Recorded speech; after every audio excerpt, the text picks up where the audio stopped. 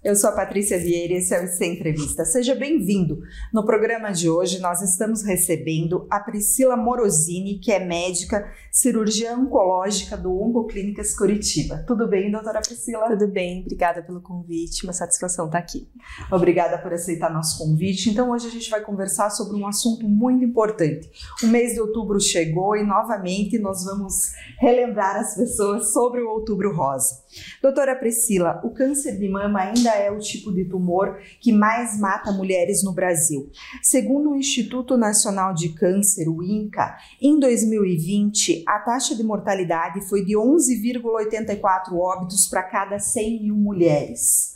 Como melhorar esses números? Como evitar que o tumor de mama mate tantas mulheres?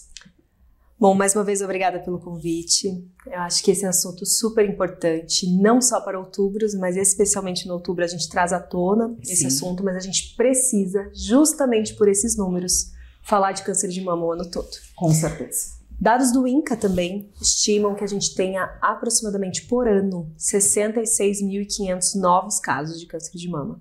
E a melhor forma de a gente começar a diminuir tanto a incidência, mas principalmente os diagnósticos avançados, é através da educação e da informação das mulheres.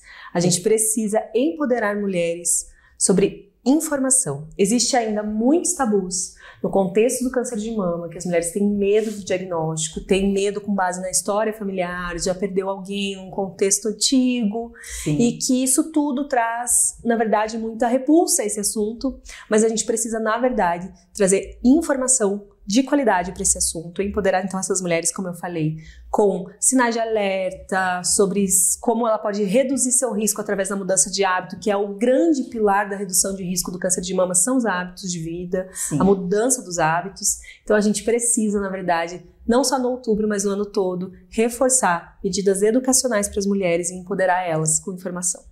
Perfeito, porque fugir do assunto não vai ajudar em nada, só vai piorar aí a situação.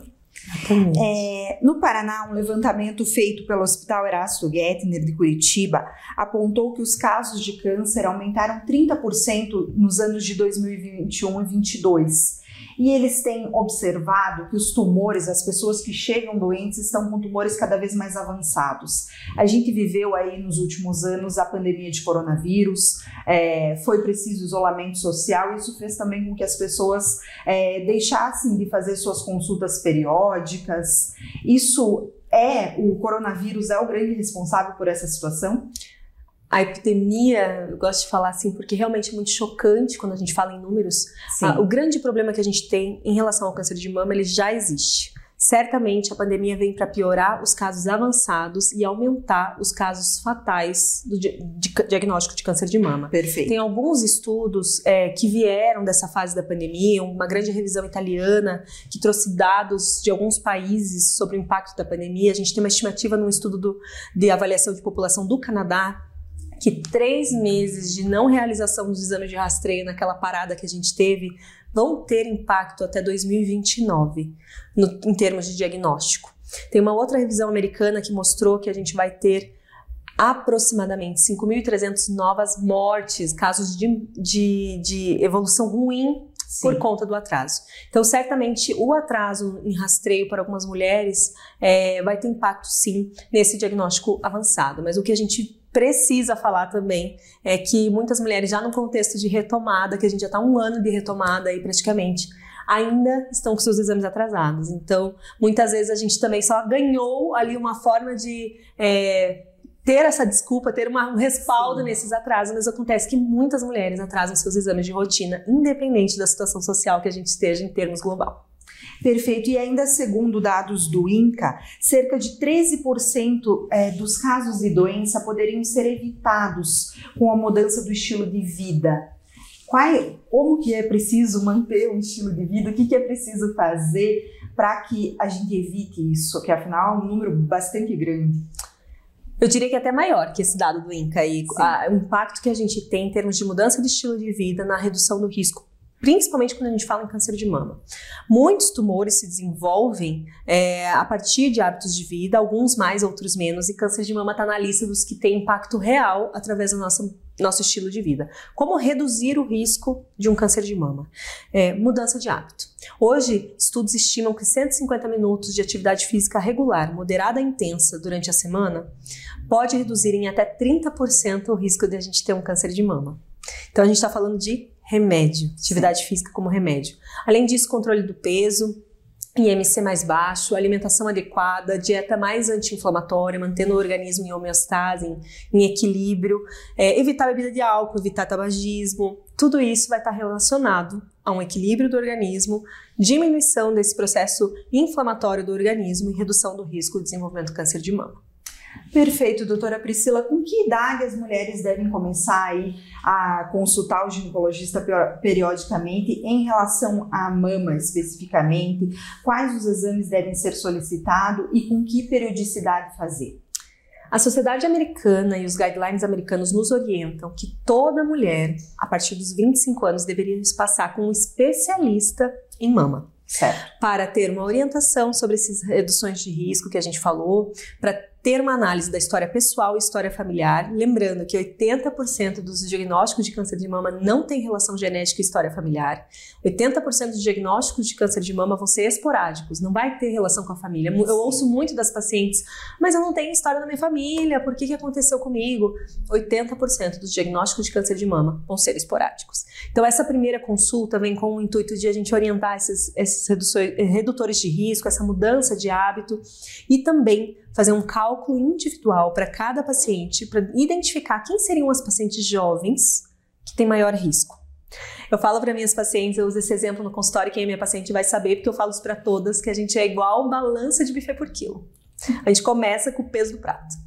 Basta ser mulher, basta ter as mamas, estar viva, a gente tem risco de ter câncer de mama que gira em torno de 12% ao longo da vida, que é 1 em cada 8 mulheres vão ter câncer de mama, então esse risco ao longo da vida para todas é aproximadamente 12%.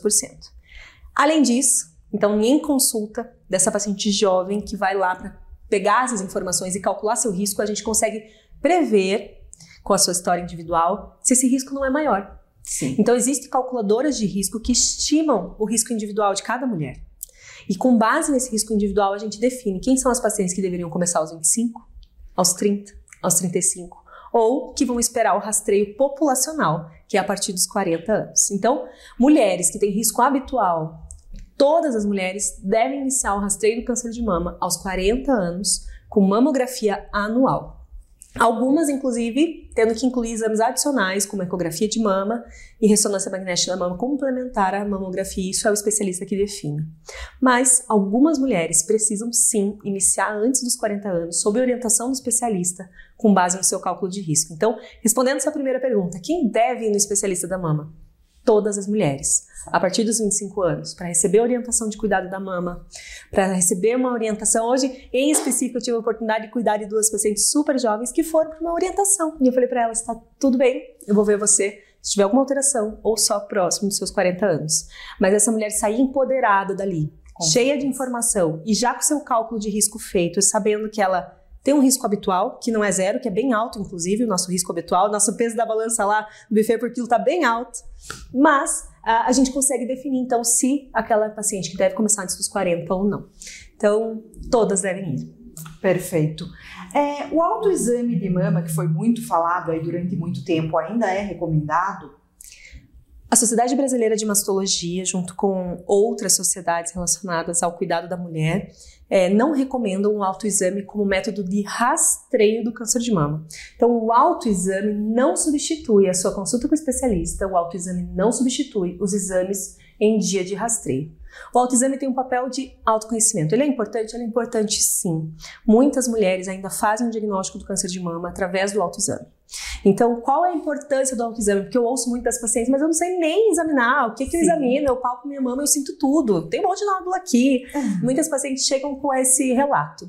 Então, a importância do autoexame é ficar atento aos sinais. Então, essa resposta eu já vou responder para você com os sinais de alerta para as mulheres, que além de estar com seus exames de dia em consulta em dia, tem que ficar atentas a esses sinais. Sim. Nódulos novos, mas lembrando que aproximadamente 80 a 90% dos nódulos novos de mama vão ser benignos, mas todo nódulo novo, persistente, precisa de avaliação especializada. Correto. A alteração da pele da mama, então feridas na pele da mama, na pele do mamilo, dermatites, aquelas descamações de mamilo que de repente acontece de um lado só, que não está melhorando, passou uma pomadinha, passou outra pomadinha, não melhorou, precisa de avaliação. Existem alguns tumores de mama que iniciam pelo mamilo através de feridas de pele.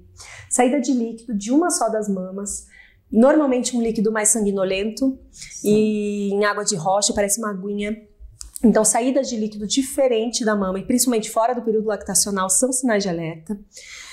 Alterações também em axila, com linfonodos palpáveis, com bolinhas, né, as ínguas aumentadas na axila ou no pescoço também são sinais de alerta. Então, toda alteração na mama, edema da mama, vermelhidão persistente, que não é mastite ou que já foi tratada como mastite, mas de repente não melhorou, precisa ser levantado a hipótese de um diagnóstico diferencial como oncológico, um câncer, e dar continuidade na investigação. Então, o autoexame, ele vem como esse autoconhecimento. Essa mulher precisa, de tempos em tempos, periodicamente, ter um olhar para sua mama, seja no banho, seja deitada ali na cama, na frente de espelho, levantar o braço, ver se não retrai. A mulher tem que perceber retrações de mamilo, retrações de pele, nódulo. Não é o papel da mulher fazer um diagnóstico de câncer de mama nela própria. Sim. Mas é o papel da mulher perceber que tem alguma coisa diferente. Até porque, mesmo com consulta com o especialista em dia e exames em dia, essa mulher pode, no intervalo de um ano para o outro, desenvolver uma lesão mais agressiva, de crescimento rápido, e ela que vai perceber essa.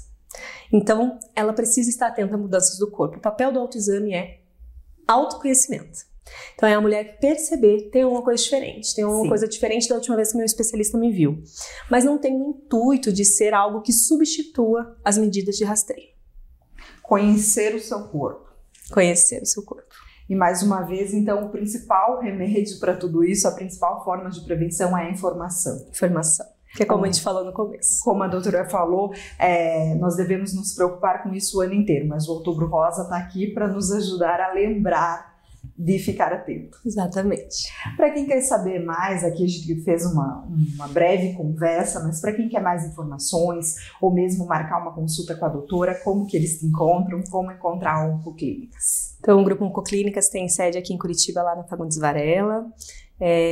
Dá para agendar por lá mesmo ou nos encontrar tanto pelas redes sociais quanto pelos telefones do Oncoclínicas, e meu arroba lá do Instagram é @doutora Priscila Morosini, que também tem todas as informações lá. Tá certo. Muito obrigada, doutora Priscila, pelas informações. Obrigada pelo convite, uma satisfação estar aqui. Obrigada a você. Se gostou da entrevista, curta. Se quer assistir outras entrevistas como essa, siga o nosso canal. E se querem nos ajudar a fazer o IC Entrevista, deixe aqui nos comentários sugestões de temas para as próximas entrevistas. Obrigada. Até a próxima. Tchau, tchau.